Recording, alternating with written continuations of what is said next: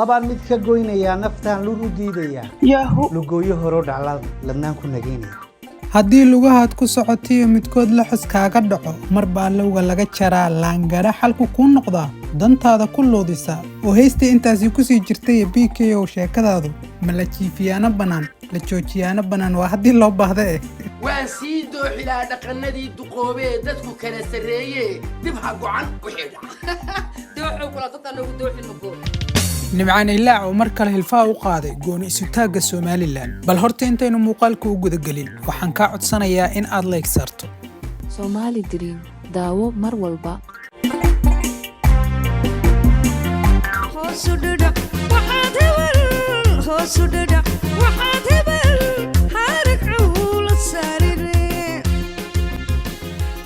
taniya markii ay soo baxday socdaalka Muuse Biixi Cabdi madaxweynaha Somaliland uu kaga qayb galaya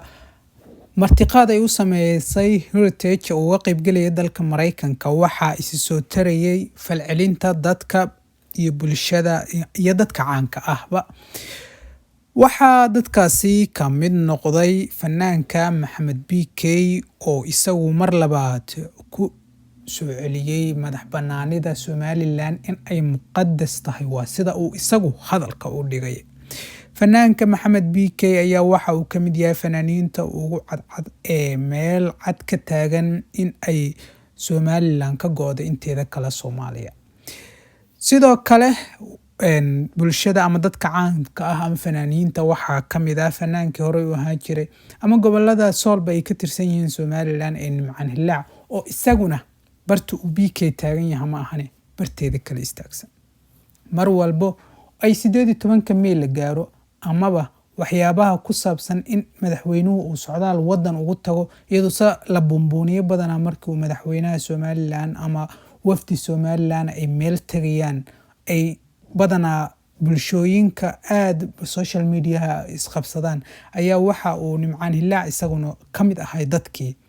oraahiro kooban ka soo yiri isagoo sheegay in beejid kala badana lagu been abuuranayo ay jiraan haba lagu been abuurteed wixii aaminsan yihiin buu sheegay qoraalkiisa markaad yara eegtid bal horta intaynan u gadagelin Maxamed BK oo muuqaalkiisa aynu idiin soo gudbin doono ayaa waxaan ku yara hormareynaa qoraalkan kooban oo markii Muuse Biixi uu tagay dalka Mareykanka oo halkaasina soo dhaweyn loogu sameeyay hotelkii uu halkaasi ka degay kana qayb galay Heritage-ka shirka halkaasi ka dhacay khudbada uu ka jeediyay banaanbaxyo halkaasi ka socdeen ay kamid yihiin maamulka Qaatuma iyo qaar kamid ah reer Boorame oo ku banaanbaxay halkaasi oo calanka ay la hortaagnaayeen iyadoo dad kale reer Somaliland ayagana calanka Somaliland ay banaanku la taagnaayeen oo meesha qalaaba qul ay noqotay oo la isku dhax qasmay iyo waxa uu yiri orahdan kooban oo ku taageeray qaybta taageersan midnimada waxa uu yiri iyaguna beenta ha isku maaweeliyaan oo iskala jeedo Somaliland iyo reer Hargeysa inaguna runta ayaynu la horjoogeynaa waxaadan qarin karin ayaa jira ee taas ogaada waxaydan qarin karin ayaa jira ee taas ogaada uu kala jeedo beelaha Boorama iyo Sool daga gobolka Laascaanood daga ayuu kala jeedaa iyadoo badana midnimadu ay badana aad u taageersan yihiin reer Burca iyo reer Hargeysa waa BK aanu dib ugu intaas waxay ahayd Nimcaan Hilaac iyo hadalkiisa koobnaayo kaga hadlayay socdaalkii banaanbixi ka dhacay halkaasi waxaan u gudbeynaa iminka Maxamed BK oo sujuudina ku taala salaada bahal foodana dhac u saaran tahay waxaan ku iraaday fankiina ma taqaana heystii labaan mid ka goynaya heystii hadda koordhi la isku heesan jiray jacayl in ay tahay iyo in ay tahay siyaasad maantana soo caan baxday oo heystaasi la cadeeyay in ay siyaasad looga jeedo koonfurta BK waxa uu leeyahay waxaanu taageersanahay socdaalkaasi uu madaxweyne Biixi ku tagay Mareykanka iyo howla gaafee 3 midab u gaar tahay magac guule iyo nabi guudkiisa lagu qoray kii hore ku gabay iyo gacaladoodii ayaad gaar u noqoto iyaga ku geeyay goblan iyo agoonba geesahaaga joogo lafa geesi iyo dhiig ayaan kugu galbinaya kumaad iman gabliya sacab labaan mid ka goynayaa naftaan lur u diidayaa lugooyo horoo dhaclaan ladnaan ku nageynaya haddii lugahaad ku socoto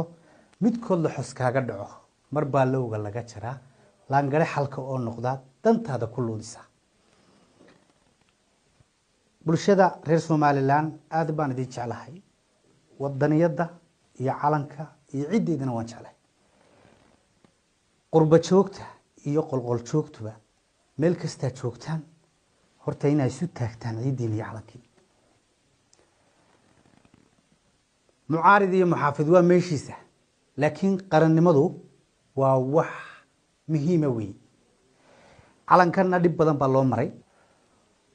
dhib badan baa loo soo maray waa in laabtiina ku qortaan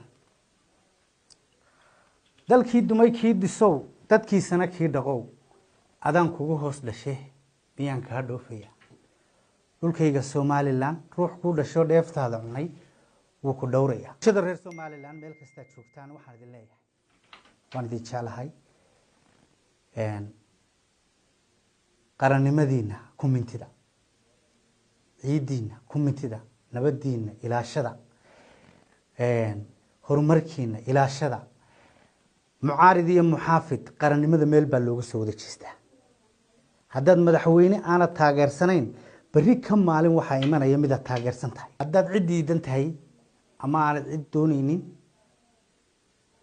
ama aad wax taageersan tahay bari ka maalin qof aad jeceshaa ku imanay madaxweyne kasta cod baa lagu doortaa masabka iyo qaranka ilaaliya qurba joogta waxaan leeyahay madaxdu markay idin timaado madaxweynuhu wuxuu sidaa maqaamkii qarankan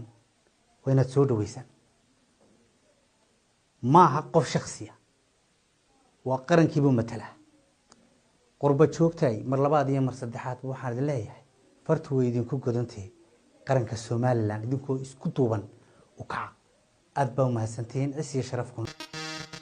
wararka warbixinada suugaanta iyo barnaamijyada ku xiisa geliya ka daawo Somali Dream